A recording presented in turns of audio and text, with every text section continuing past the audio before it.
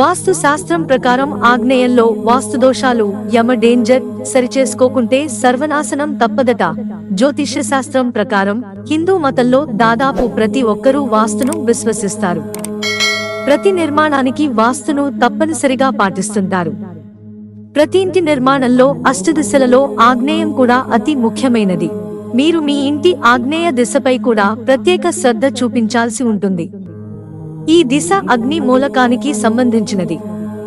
ఇది సంపద, శ్రేయస్సుకు చిహ్నంగా పరిగణించబడుతుంది.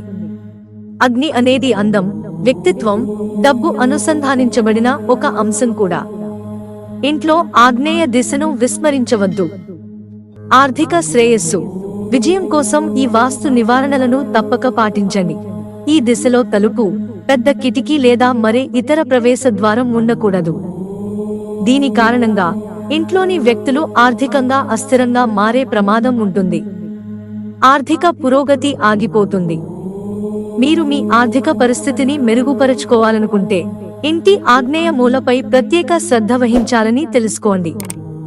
ఇది ఆర్థిక వృద్ధి, విజయానికి సంబంధించినది.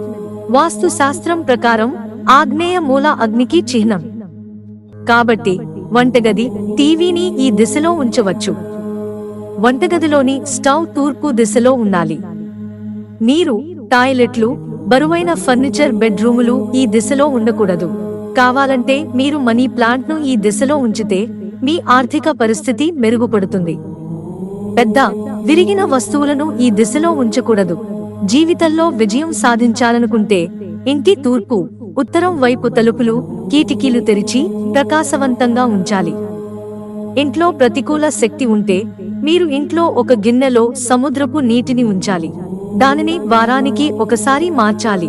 మిత్రులారా, ఛానల్ సబ్స్క్రైబ్ చేసుకోవడం మర్చిపోకండి. ధన్యవాదాలు.